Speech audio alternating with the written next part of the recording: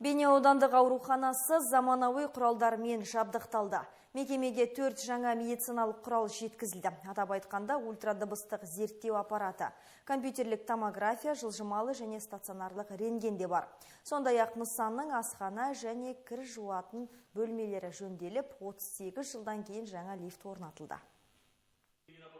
Ауруханаға берілген құралдардың бірі жылжымалы рентген аппараты. Оның басты ерекшелігі науқастарды палата ішінде-ақ тексеруге мүмкіндік береді. Яғни кез келген бөлмеге апаруға болады. Сондай-ақ тексеріс нәтижесін әп-сәтте шығарады. Ал екіншісі стационарлық құрылғы. Бұрынғыларына қарағанда бұл аппараттың сапасы жоғары. Құралдардың екеуі де Кореяда жасалынған.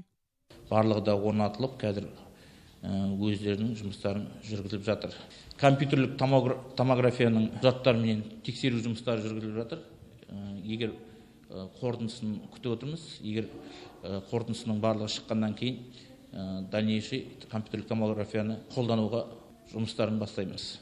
Ал ультрадыбыстық зерттеу аппараты соңғы үлгіде жасақталған. Оның 5 датчигі бар. Акушерлік, ішкі қынап, кардиологиялық, тамыр мен ішкі құрылысты экран арқылы көрсетеді.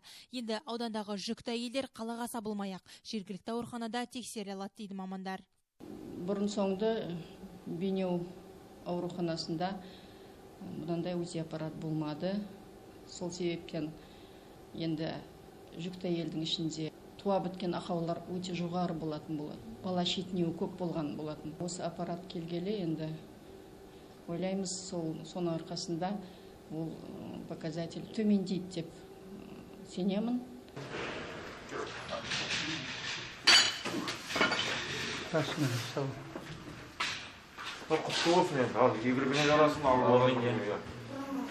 Бұл аурухананың бас ғимаратындағы науқастарға арналған лифт 38 жылдан кейін іске қосылды. Сондай-ақ асхана талапқа сай жұмыс істеп тұр. Науқастарға 3 мезгіл тамақ беріледі. Ал кір жуу бөлмелеріне дезинфекциялық камералар орнатылған. Бір мезетте кір жуғыш машинаға 150 төсек жаймаларына дейін салуға болады. Аурухананың барлық бөлімдеріне жететін оттегі баллондары да дайын. Айта кетейік, алдағы уақытта аурухана 6 санитарлық автокөлікпен толығады. Мөлдір Батырбай, Беркінбай Гарабаев, жаңалықтар.